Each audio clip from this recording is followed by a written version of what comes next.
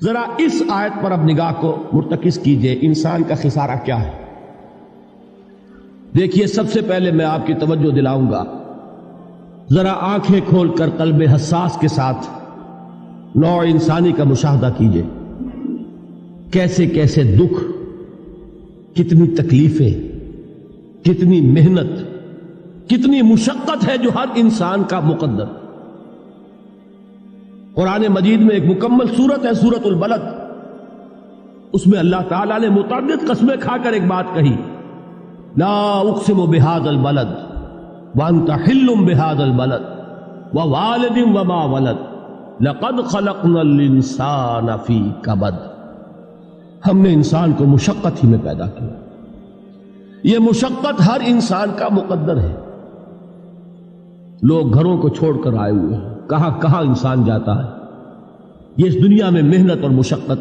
ہاں، ایک مغالطہ ہو جاتا ہے کہ شاید یہ محلوں میں رہنے والے جو ہیں انہیں کوئی مشقت نہیں، انہیں کوئی دکھ نہیں، حالانکہ حقیقت یہ نہیں ہے۔ جو جتنا امیر ہے آپ دیکھیں گے اس کی جسمانی مشقت کم ہے، ذہنی کوفت زیادہ ہے۔ ٹرینکولائزرز کی انہیں ضرورت پڑتی ہے، انہیں سیڈیٹیوز چاہیے، خواب آور دوائیں مزدور کو نہیں کبھی ضرورت پڑے گی۔ وہ 8 گھنٹے کی محنت کرنے کے بعد ایسا سوتا ہے کہ وہ صبح ہی کی خبر لے گا۔ اور یہ وہ لوگ ہیں کہ جن کو ہپنوٹکس، خواب آور دوائیاں، سیڈیٹیوز، مسکن ادویات، یہ سارا لیبلیم اور یہ ویلیم اور یہ فلاں اور یہ فلاں، یہ کن کے ہاں جاتے ہیں؟ ذہنی سکون اور اطمینان انسان کو حاصل نہیں۔ کسی کی جسمانی مشقت ہے، کسی کی ذہنی مشقت۔ میں آپ کو یاد دلانا چاہتا ہوں مہاتما گوتم بدھ کا معاملہ۔ 30 برس کی عمر میں کپل وستو کا شہزادہ محل کو چھوڑ کر نکل گیا، جوان بیوی کو سوتا ہوا چھوڑ کر گیا، شیر خوار بچے کو چھوڑ کر گیا۔ راجدھانی میں رہنے والا محل کا باسی، جسے یہ معلوم ہے کہ باپ کے بعد مجھے یہ سلطنت ملنے والی ہے، کیوں گیا؟ کبھی کبھی آپ نے سوچا؟ اس نے انسان کے غم اور دکھ کا مشاہدہ کیا۔ اس نے دیکھا کوئی اندھا ہے، ٹھوکر کھا کر گر رہا ہے، کوئی والدین کھڑے ہوئے رو رہے ہیں اور ان کی نگاہوں کے سامنے ان کا نہایت محبوب بچہ دم توڑ رہا ہے اور وہ کچھ نہیں کر سکتا۔ اس نے سوچا یہ صدمہ کیوں ہے انسان کا، یہ دکھ اس کا مقدر کیوں ہے؟ اس صدمے سے، اس دکھ سے نجات پانے کی بھی کوئی شکل ہے کہ نہیں؟ انسانوں کی ایک عظیم اکثریت، شاہ ولی اللہ دہلوی رحمۃ اللہ علیہ کے الفاظ ہیں کہ وہ لدو اونٹ اور کولو کا بیل بن کر زندگی بسر کرتی ہے۔ جو 8 گھنٹے تک اینٹیں ڈھو رہا ہو، اس شخص کا تصور کیجیے آپ، وہ واقعی انسان ہے یا حیوان بن گیا ہے؟ اور 8 گھنٹے کی اس محنت کے بعد بھی ہو سکتا ہے کہ 2 وقت کی روٹی اسے پوری نہ ملے۔ اور یہ تو ہو سکتا ہے، نہیں ہوتا ہے کہ اگر بچہ بیمار پڑ گیا ہے تو شاید کوئی برتن بیچے بغیر اس کی دوا کا سامان نہ کر سکے۔ ایسا شخص کتنے بوجھوں تلا دبا ہوا ہے، کتنی مشقت کے اندر پسا ہوا ہے۔ لدو اونٹ اور کولو کا بیل انسانوں کی عظیم اکثریت کی سطح پر زندگی بسر کرتی ہے۔ لیکن آپ کو معلوم ہے کہ کولو کے بیل کے لیے مشقت ہی مشقت ہے، اس کے احساسات یہ نہیں ہیں جو کہ ان سے انسان کو جو صدمہ پہنچتا ہے۔ ایک بیل کو اس سے کوئی غرض نہیں کہ اس کا کوئی بچہ بھی تھا کہ نہیں تھا، اس کو کوئی بخار ہوا ہے یا کیا ہوا ہے، اس صدمے سے وہ بیل بچا ہوا ہے۔ گھوڑے کو کوئی پتہ نہیں کہ میرا بھی کوئی اولاد میری ہے یا نہیں ہے، اور مجھے اس کا کوئی صدمہ ہے یا دکھ ہے، کوئی پتہ نہیں۔ لیکن انسان کا معاملہ یہ ہے کہ والدین کو جو جو دکھ دیکھنے پڑتے ہیں اپنے بچوں کے لیے، اپنی اولاد کے لیے۔ رات کی نیند ہے حرام ہے اس لیے کہ بچہ بخار میں تپ رہا ہے یا درد سے تڑپ رہا ہے، لہذا نہ ماں سو سکتی ہے نہ باپ سو سکتا۔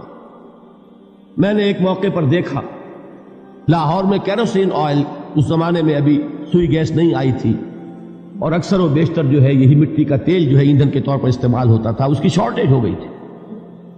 تو کئی فرلانگ لمبی قطاریں لگتی تھی ان دکانوں کے باہر، ڈپوں کے باہر، اور ایسے ایسے منظر بھی کہ ایک خاتون برقع پوش، ایک گود میں بچے کو لیے ہوئے، ایک کی انگلی پکڑے ہوئے، بوتل ہاتھ میں لیے ہوئے تیل کے لیے، اور کئی گھنٹے کھڑی ہے دکان۔ یہ مشقت انسان جھیلتا ہے کہ نہیں؟ غالب نے اس کا نقشہ کھینچا ہے کہ رنج سے خوگر ہوا انسان تو مٹ جاتا ہے رنج. مشکلیں اتنی پڑی مجھ پر کہ آسان ہو گئی. ہم بھول جاتے ہیں، ورنہ واقعہ یہ کہ قلب حساس ہو اگر اور قید حیات و بند غم اصل میں دونوں ایک ہیں. موت سے پہلے آدمی غم سے نجات پائے کیوں؟ اچھا یہ تو ہوا لقد خلقنا الانسان فی کبد. حیوانات کا معاملہ ایک اور اعتبار سے آسان ہے. ان سے کوئی محاسبہ بھی ہے کیا؟ کوئی جواب دہی بھی ہے؟ کوئی ان کو اللہ کے حضور میں کھڑے ہو کر اپنے اعمال کا حساب بھی دینا؟ نہیں. انسان کی یہ ٹریجڈی ہے، یہ المیہ ہے انسان. اس کو بھی قرآن مجید کی ایک سورت میں قسمیں کھا کر اذا السماء انشقت، اس کے بعد کیا فرمایا؟ یا ایھا الانسان انک کادح الی ربک کدحا فملاقیہ. اے انسان، تیرا المیہ، تیری ٹریجڈی اس سے کہیں بڑھ کر ہے. تجھے صدمے پر صدمے جھیلتے ہوئے، مشقت پر مشقت برداشت کرتے ہوئے ایک روز اپنے رب کے حضور میں بھی کھڑا ہوگا، جواب دہی بھی کرنی. اس دن کے حساب سے، اس دن کے احساس سے جو بڑے بڑے ہماری امت کے عظیم جو گلے سرسبد ہیں، ان کا یہ حال آپ نے پڑھا ہوگا. حضرت ابوبکر صدیق رضی اللہ تعالی عنہ وہ ایک عجیب کیف کے عالم میں فرمایا کرتے تھے، کاش میں درختوں پر چہچہاتی ہوئی چڑیا ہوتا جس سے حساب کتاب نہیں ہوگا. کاش کہ میں گھاس کا تنکا ہوتا جو آج ہے اور کل آگ میں جلا دیا جاتا، ختم ہو جاتا. اس سے محاسبہ کوئی نہیں. وہ جس کے احساس سے کہ حضرت عمر جو ہے اپنے انتقال کے وقت سخت بے چین تھے. ان کے بیٹے حضرت عبداللہ ابن عمر رضی اللہ تعالی عنہما نے ان کا سر جو ہے وہ اپنے زانوں پر رکھ لیا تو کہا نیچے ڈال دو. ایک عجیب بے کلی اور بے چینی. انہوں نے کہا ابا جان آپ کیوں پریشان ہیں؟ آپ تو عشرہ مبشرہ میں سے ہیں. آپ کو تو اللہ تعالیٰ نے جنت کی بشارت حضور کے ذریعے سے اس دنیا میں دی. حضرت عمر فرماتے ہیں کہ خدا کی قسم اگر قیامت کے دن عمر برابر سرابر پر چھوٹ گیا تو بہت بڑی کامیابی تصور. یہ احساس جن کو ہوتا ہے. حضرت علی کا حال کیا ہوتا ہے؟ ابھی جو آپ نے حافظ صاحب سے سنا، یہ حضرت علی کا معاملہ ہے کہ ایک تیر پیوست ہو گیا تھا، کسی طرح نکل نہیں رہا تھا. حضرت علی نے فرمایا کہ اچھا چھوڑو مجھے، میں نماز کی نیت باندھتا ہوں. نماز کی نیت پڑھتے تھے تو لرزتے تھے، کانپتے تھے. کس کے سامنے کھڑا ہوں اور کس کے سامنے مجھے ایک دن جواب دہی کے لیے کھڑا ہونا ہوگا. لن تزولا قدم ابن آدم، حضور نے خبر دی ہے ابن آدم کے قدم ہل نہیں سکیں گے. جیسے مجرم کھڑا ہوتا ہے کٹہرے کے اندر، اس کٹہرے میں سے ہل نہیں سکو گے حتی یسأل عن خمس، جب تک کہ 5 چیزوں کا حساب نہ لے لیا جائے.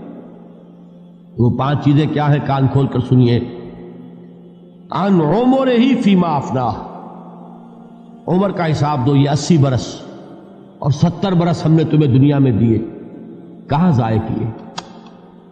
وعن شبابہ فیما ابلاہ، اور خاص طور پر جوانی کا دور، امنگوں کے دن، ولولے ہوتے ہیں، قوت ہوتی ہے، توانائی ہوتی ہے، آدمی چلتے ہوئے زمین پر پاؤں مارتا ہے، قوت جو ہے وہ اپنا اظہار چاہتی ہے. یہ جوانی کہاں گلائی؟ حساب دو، ایک ایک لمحے کا حساب دو. وَعَن مَالِهِ مِنْ أَيْنَ اكْتَسَبَهُ وَفِيمَا أَنْفَقَهُ، ایک ایک پائی کا حساب دو. مال کا کہاں سے کمایا تھا، حلال سے کہ حرام سے، اور کہاں خرچ کیا تھا، گل چھروں میں، عیاشیوں میں، یا نیکی کے کاموں میں، ادائے حقوق اللہ کے دین کے لیے. 4 سوال ہو گئے. 2 زندگی کے بارے میں، ایک زندگی پوری بحیثیت مجموعی کہاں کس کام میں لگائی، اور خاص طور پر شباب کا دور کہاں لگایا. 2 سوال مال کے بارے میں، کمایا کہاں سے، حلال سے کہ حرام سے، جائز سے کہ ناجائز سے، خرچ کہاں کیا. اور آخری سوال وَعَمَّا عَمِلَ فِيمَا عَلِمَ، جو علم حاصل کیا تھا اس میں عمل کتنا کیا. علم کے انبار لگاتے چلے گئے اور عمل کے آغاز کی بھی نوبت نہ آئی. یہ علم جو ہے یہ اس روز سب سے بڑا وبال بن جائے گا. انسان اتنا علم اور عمل کچھ نہیں، بجائے کہ کریڈٹ کا ذریعہ بنے یہ الٹا ڈیبٹ کا کھاتا بن جائے. یہ جواب دہی کا احساس ہے کہ جس کی وجہ سے انسان کی ٹریجڈی جو ہے وہ دوہری ہے. کوئی حیوان اتنے بوجھ تلے نہیں. مشقت کی، محنت کی، اس زندگی میں ختم ہوئے، اس کے بعد کوئی محاسبہ نہیں. اس کو بھی غالب نے خوب کہا ہے کہ اب تو گھبرا کے یہ کہتے ہیں کہ مر جائیں گے، اور مر کے بھی چین نہ پایا تو کدھر جائیں. یہ ہے وہ ہیومن ٹریجڈی